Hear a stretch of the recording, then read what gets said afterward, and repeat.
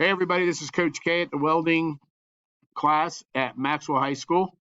And if you're receiving this, it's because your son or your daughter are enrolled in the welding program. And I wanted to give you a heads up. We're starting to get a lot more post-secondary options coming through the classroom, like trade schools, welding schools, technical colleges, apprenticeships, and actually employers coming in to introduce what kind of career options are available to your students now that they have started on a very solid foundation of welding skills. It's really in high demand. So I wanted to give you an opportunity to hear about what we're introducing to your kids and maybe hopefully give you information so that you can help them make a great decision for what is the best choice for them for post-secondary education. Everybody needs to have education. If you go to skilled trades apprenticeships, you're going to receive education. If you go to a technical college, you're going to receive education. If you go in the military, you're going to receive education. If you go to a job right from high school, you're going to have on-the-job training. And I wanted to explain these different programs that we introduce to your kids. We're starting to get a lot of these people coming through. So first of all, remember I said at the beginning of the year, congratulations was due because your kid hit the jackpot. You got to realize that regular high school graduates that do not come to Maxwell and do not receive any kind of technical training in high school are really don't have any technical skill to take with them other than what they might have learned from a parent or a family member or a job that they're currently working. So that opens additional doors to your student that most other regular high school students don't have. So I always call it the jackpot because they have more choices and there's more doors open to them. This class will receive OSHA 10 hour. They have the embedded math of industry and government that they're receiving. And they're all working on an NCCER welding certification, which is the equivalent of an AWS certification. I show that little cartoon there that says, this fall I'm going to trade school to be a welder. And the other guy with the university sweatshirt is thinking to himself, oh, you're a loser. The paradigm has changed. It's all, and your kids get it. It's more about quality of life than it is a piece of paper, because a piece of paper in our society does not guarantee your success or your happiness. And that's becoming quite apparent to a lot of the students, and that's really what our society is dictating. So the paradigm is sort of changing. I'm from the old school. My parents wanted me to go to a four-year college because they were immigrants from Slovakia. That's all they knew. The education was the key. Well, education is the key, but whether or not you get a four-year degree from a liberal arts organization, unfortunately, doesn't have the same emphasis that it had at one time. So skilled trades are a big option, and it's about quality of life. And I can guarantee you that if they follow one of these pathways, that their quality of life will be improved tremendously. So the welding jobs right now in the state of Georgia alone, they need 5,000 welders immediately. Georgia Power right now is trying to hire TIG welders to put up the arrays because the federal government has given them an incentive that they have to convert a lot of their what we used to be fossil fuel energy to renewable energy sources, and solar panel arrays are going up all over. If you go out to Appling, Georgia, they're like at every exit of every little state highway and the interstate out on I-20.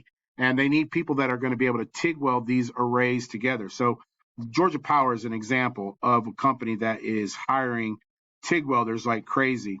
But welding is a skill that is applicable to just so many different trades. So that's an important distinction that we have to make is we're teaching welding. It's a skill. It's a skill that's used in almost every trade, from auto body shops to commercial HVAC to pipe fitters to construction workers that build skyscrapers, the iron workers. Welding is a skill. So having learned the welding skill this year at Maxwell, is opening up even more doors than what I have listed on this PowerPoint. But the normal pathway that most of our students take is either going to a 4-year college or a 2-year college, a state technical college, a trade school that's a for-profit trade school, going into the apprenticeships, going straight from school to work and that school to work transition, or they go to the military. Now, the 4-year and 2-year colleges, they would receive an associate's or a bachelor of science degree. The state technical colleges are like Gwinnett Tech, Lanier Tech, trade schools that are for profit like Georgia Trade School or Tulsa Welding School. There's a number of apprenticeships. We're going to talk in depth about them. And we have a lot of business partners that are looking for workers to come work at their facilities. So there's a school to work transition for those students that don't want to do any of the other options. And of course, we always have a handful that go into the military. And the military is a great place to learn a trade, to pad a career after your career in the military. So the 4-year and 2-year schools are public and private universities, of course. The University System of Georgia, they have different classifications of their schools. There's research universities, which is UGA, Georgia Tech, Augusta University, and Georgia State. Those are the 4 state-run research universities. They bestow doctorates. Some of the other regional universities are now bestowing doctorates, but they're still considered a regional university.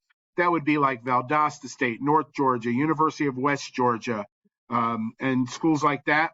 Then you have the local community colleges and junior colleges. That would be like East Georgia College or South Georgia College down in Statesboro, down in Douglas, Georgia.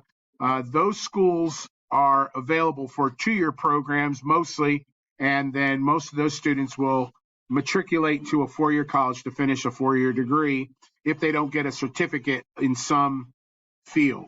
My son went to South Georgia College because of baseball, has a big baseball program for junior college, and he got an associate's degree in kinesiology, and he's now transferred to Kennesaw State, a regional university, to finish the Bachelor of Science in kinesiology. So there's that kind of school. There's an application process. We have an Apply to College Day here at Maxwell. They have them at all the high schools in Gwinnett County. And if any of your students are interested in applying to schools and they want to do it, I'm going through it right now with my daughter. So I've become a seasoned professional on the Common App. Kennesaw State, a lot of parents that I talk to, they still want their child to get a degree.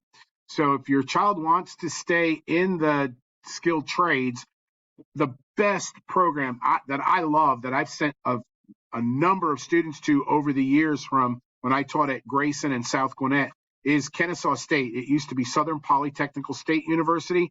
They have an engineering program or an engineering technology program that they can get an internship with a major construction company and get a degree in construction management. Their welding background will come to serve them. We have a young lady that went to Archer last year who is in this program. She's working with the apprenticeship program, but she's also enrolled at Kennesaw State, taking 3 courses, going part-time, working full-time for the apprenticeship. They've already bumped her salary from the minimum in the apprenticeship of $17.83 an hour. She's already making $22 an hour because she's just killing it. She's doing a remarkable job. And when she's done, it'll probably take her 7 years to get her degree, but she will have a Bachelor of Science in construction management from Kennesaw State, and hopefully she'll be on the trajectory to become a project manager with McKinney's construction company, one of the largest construction companies in the state. So that's a possibility. There's a lot of students that I get that don't want to go to a 4-year college because of the psychologies they have to take, the physics, the philosophy classes, the English classes, etc. And they're really ready in their mindset to work. Well, there's other options. So there's the state technical colleges. In our backyard and right across 316 from us is Gwinnett Tech. Gwinnett Tech has a welding program, but they also have a construction program.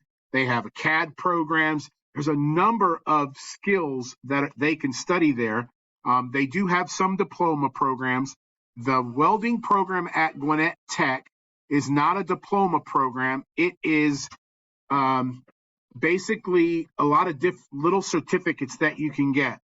The job of the team at Gwinnett Tech for welding is to get the kids in the door, get them trained in a form of welding, and their main concentration is in MIG welding, and get them a certification in MIG and out the door and to an employer, because the people at Gwinnett Tech are being bombarded, as I am, every day for welders. And most of the welders in the Gwinnett County manufacturing arena want MIG welders. MIG is the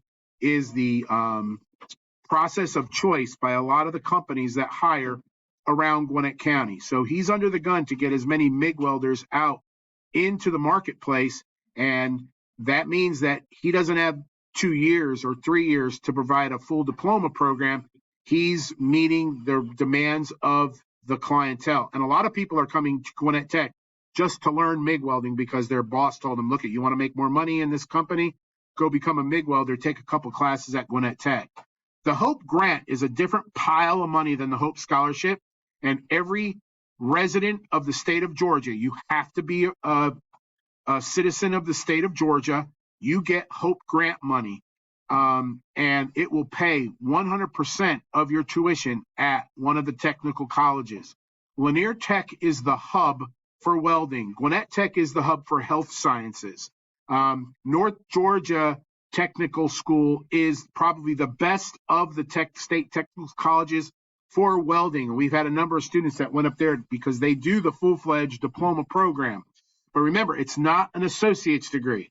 It is a diploma program. It means that the state came up with a list of required classes that they have to take, and they give you a certificate that says you met all the requirements.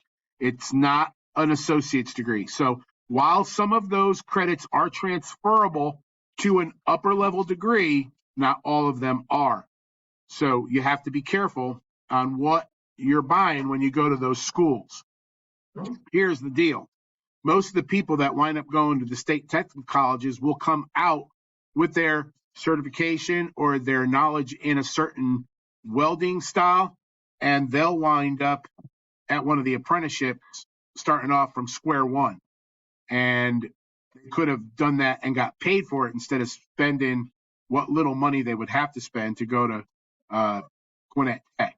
Now, and that's the ugly truth. The Hope Grant will pay most of the tuition. I always tell parents this: you know your kid better than anybody else. If you feel that your son or daughter would benefit from having an extra year at home or an extra year of a glorified high school, which is really what Gwinnett Tech is, they're going to have a lot more free time because it's an open campus, but they'll be able to go to school, work, and still be in your home, and maybe take that 1 year or 2 years to mature.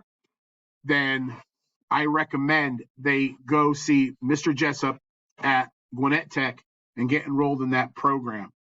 We will be having a representative from Gwinnett Tech come in and talk to them about the program and how to pay for it. So that's coming probably the beginning of next semester. The next option to talk about are for-profit technical trade schools. The two that are readily available to Georgia students are Tulsa Welding School in Jacksonville, Florida, which we've sent a number of, about 7 a year go to Tulsa, and Georgia Trade School in Kennesaw, Georgia. The representative for Tulsa and Georgia Trade School will be or have already been to Maxwell to talk to your child about their programs.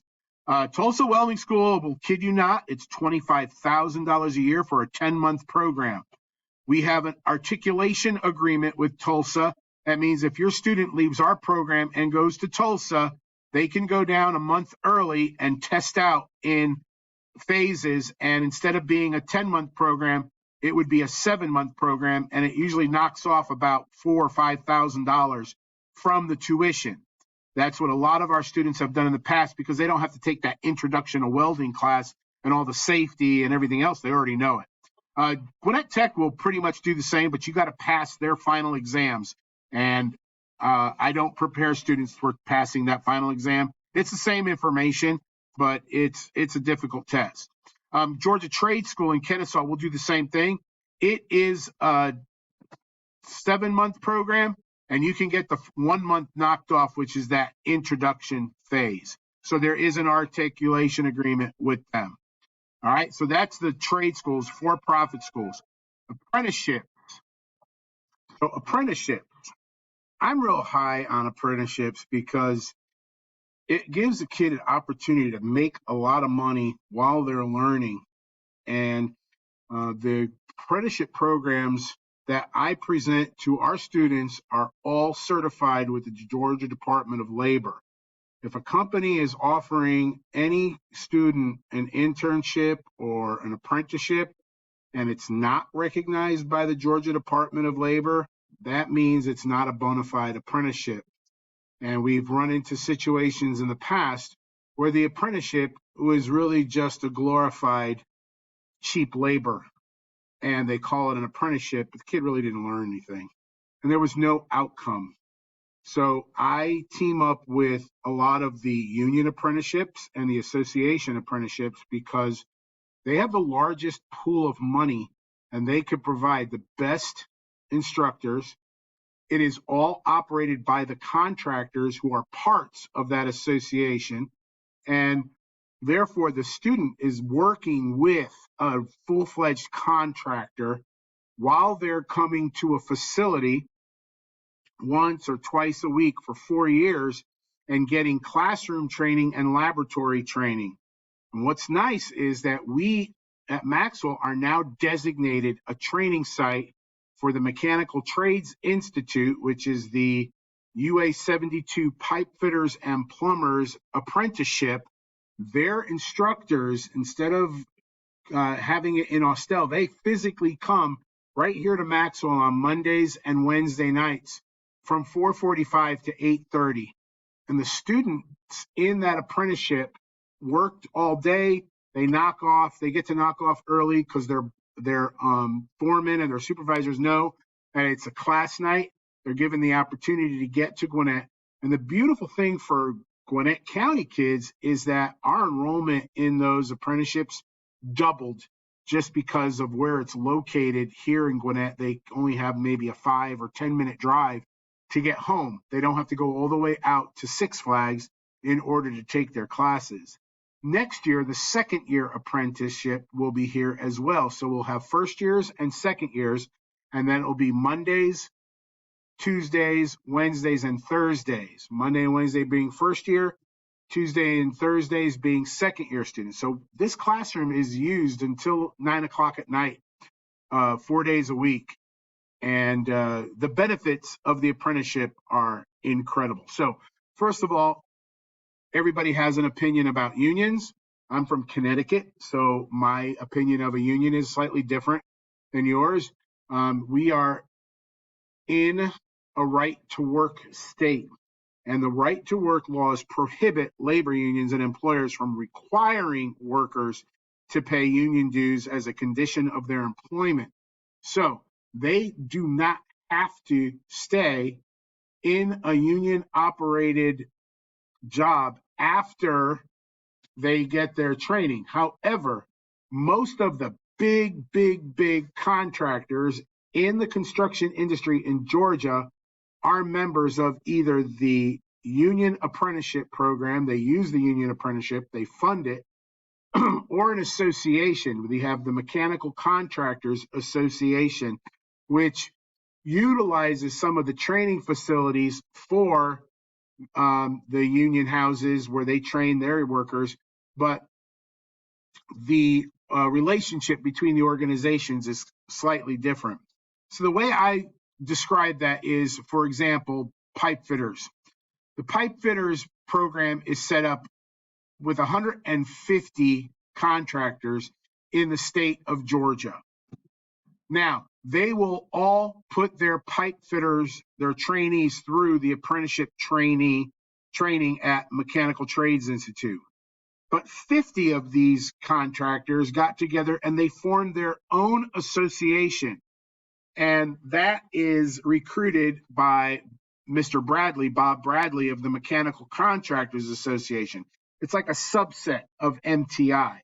So I like to push my kids at Maxwell through the Mechanical Contractors Association because Mr. Bradley is a retired assistant principal from Heritage High School, and he's like a guidance counselor. And what he does is he will interview your student, get to know them a little bit, and then get them a good fit for what they want to do and where they want their career to go.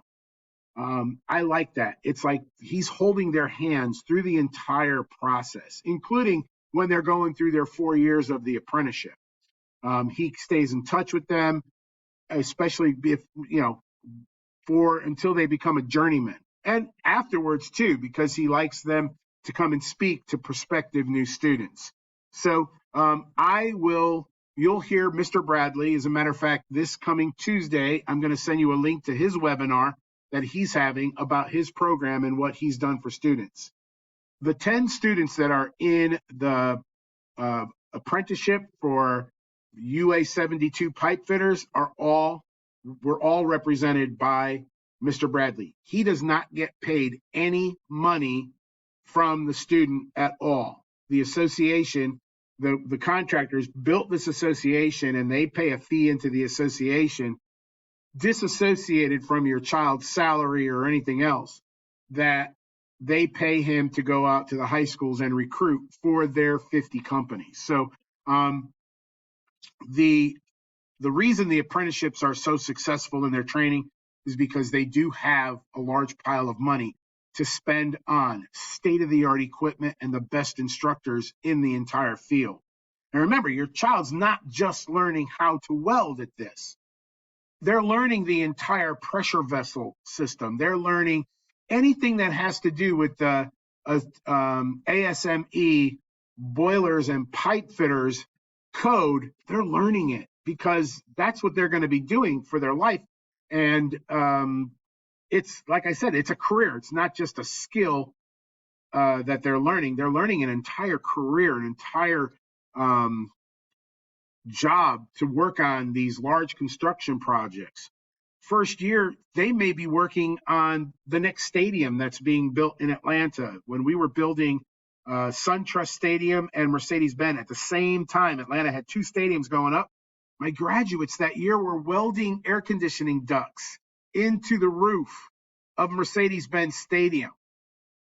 They were welding the handrails, the stainless steel handrails at Truist Park, doing the kitchen equipment, the stainless steel kitchen equipment in the restaurant area, in the food service areas, because all of that has to be to the health standard code. So it has to be stainless. So so many jobs that are associated with it that are landmark jobs. These aren't little fly-by-night, construction jobs. They are big mega projects that they'll work on with these apprenticeship programs. So this is UA 72, and this is just an example. A first-year apprenticeship can expect to make $17.83 per hour. That does not include any benefits, any pension, any dental, healthcare, vision, vacations, they get paid for going to school. So $17.83 an hour. There is always room for overtime, and if they work on a Sunday, it's double time. Now, what's nice about UA, about Sheet Metal 85 apprenticeship, is a lot of those employers will look at our students that have MIG welding experience that they're going to get second semester of my class, and they bump them up to about $22 an hour first year. So that $17.83 that you see there, that's just the minimum that they can get paid. The minimum, guaranteed, because again, there is a union contract, and they sit down and they say, hey, look, at the minimum we could pay these guys and gals is $17.83. And the member contractor say, okay. And then it bumps up to 20, then to 24, then to 28. After their 4 years and they're a journeyman, they will get $35 an hour. Now, you think about it. You're 22 or 23 years old, and you're making $70,000 a year. without any benefits taken out of that. Your benefits are all on top of that. So this is the way my kid would have gone had it not been for baseball. I would have pushed him towards this because, again, it's about quality of life. Okay, the apprenticeships that we have that are really prevalent with us. Let me see where that slide is. There we go. Is the Pipe Fitters Union 72, and there's his number, and there's an email address there, and your student has access to all this.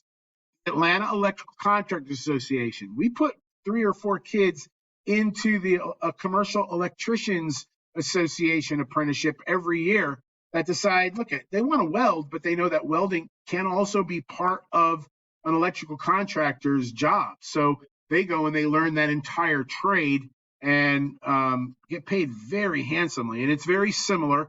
The structure is very similar to the apprenticeship that I showed you. I showed you the sheet metal. There's the people in charge there. And then North Georgia Building Trades Association, Norm Patterson, he will be here to introduce himself to your students too. And there's his website. And again, I make all of this is available to your student on my bulletin board, the Windows to the Future, so they can access this. All right. So the apprenticeships, and there's more out there. Iron workers we just picked up. They'll be here in 2 weeks, in the week after Thanksgiving, 2023. Iron workers will be here. Chris Tobiasen is their organizer, and he will come in and tell the kids about their program. And there's a rigid math requirement because they pay a lot more than what a lot of these other apprenticeships do. So they have more stringent entry requirements for the candidates that they interview. So again, the apprenticeships are an opportunity for them to earn while they learn. And for a lot of people that I teach, that's a home run.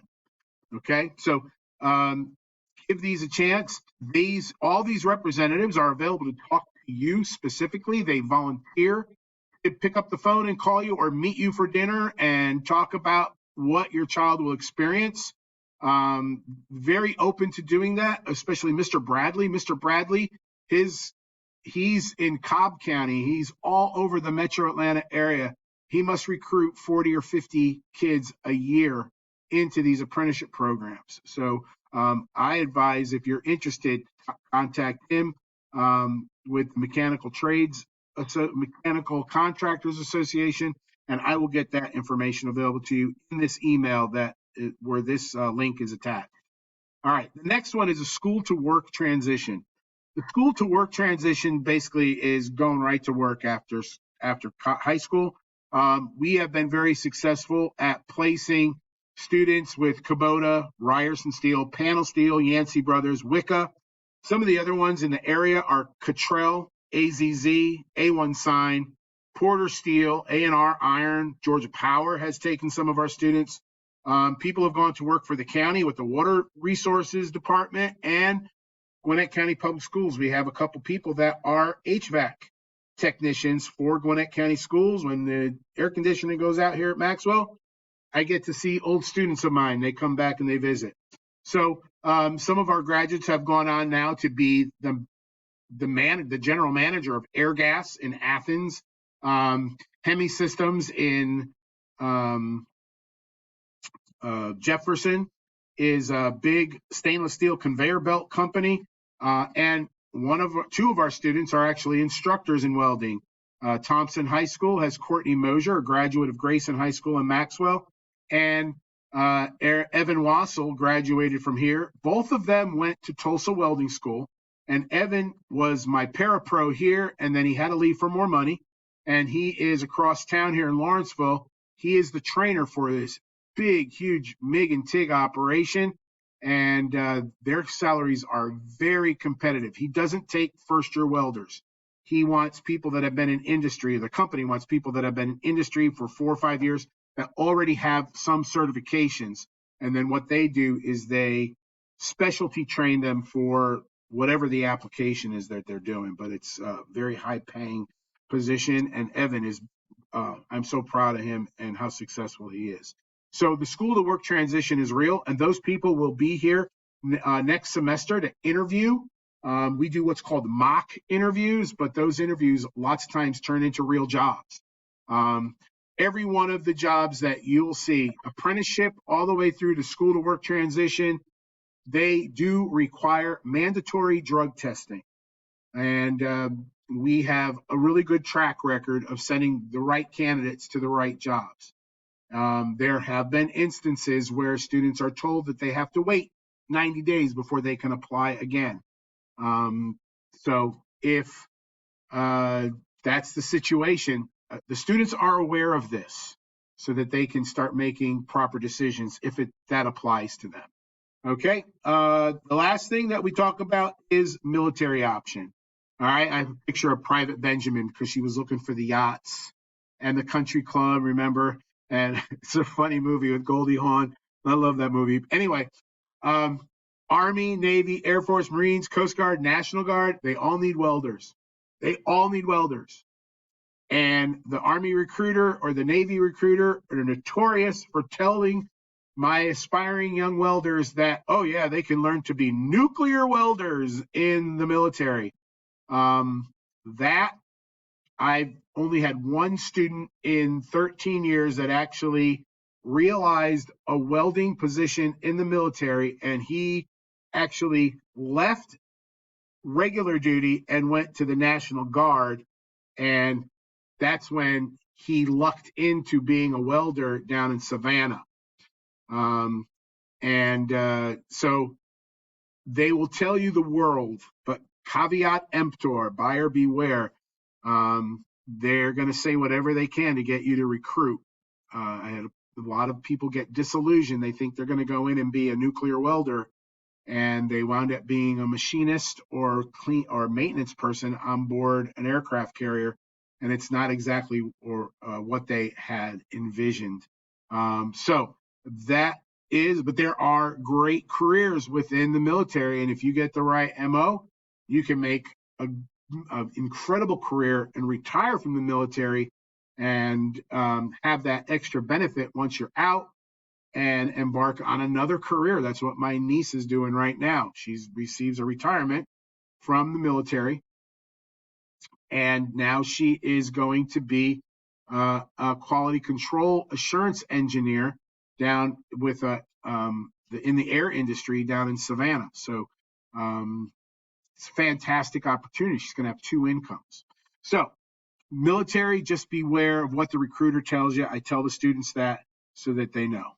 So that in a nutshell, I know it was 30 minutes and I apologize, but there's a lot of options. They have more options than the regular kid coming from high school. So it's gonna come time where they're gonna have to make a decision on what they're gonna do, and it's gonna be one of those 6 windows that they go through. If you want to discuss anything with me, if you have any questions about anything, my email is there. I'm always available to talk to you. Send me an email and we'll hook up. I don't put my phone number down because I get so many spam emails. I don't even answer my phone anymore if I don't know the number. I apologize. I know that's bad, but the best thing to do is to send me an email with your number and I'll call you. But I want to help your child make the decision that is best for them. And you know your child better than anybody. And I want to make sure that you feel comfortable with the decision that they're making with their future. I always tell my son this.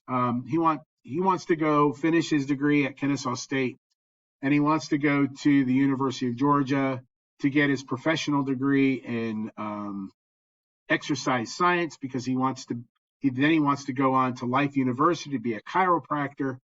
And I told him a long time ago, I said, you could still do all that, but you could go learn a trade. The University of Georgia has been there since 1785. It ain't going anywhere. Now, I know that doesn't sit right with some of us that are old school, and that's the way we think. But today's student is different. I've been in this business for almost 30 years, and there is a huge difference between the student of 1993 and the student of 2023. They have a whole different value system. They have a whole different outlook on life. And I think the outlook on life now is more quality of life rather than having a piece of paper with a diploma and taking classes, going to a prestigious university. They want to be happy. A lot of these kids want to be happy. They don't want to be behind a desk. They don't want to be in a building. They want to be out doing things. So again, you know your child better than anybody else.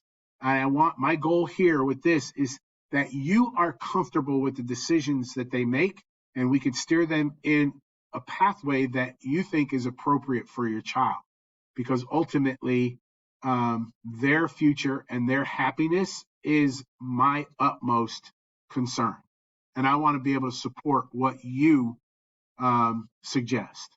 Okay, so I hope this was helpful. On Tuesday, Mechanical Contractors Association is having a webinar. If you want to tune in, I'm putting the link in this email that is attached to this video that you can sit in on it, and he'll explain to you. Again, it's about Mechanical Trades Institute.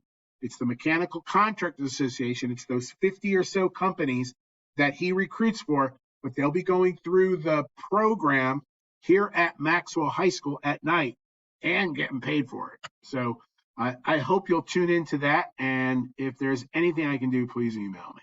I hope you have a wonderful rest of your weekend. I know I took up already too much of your time. Come on.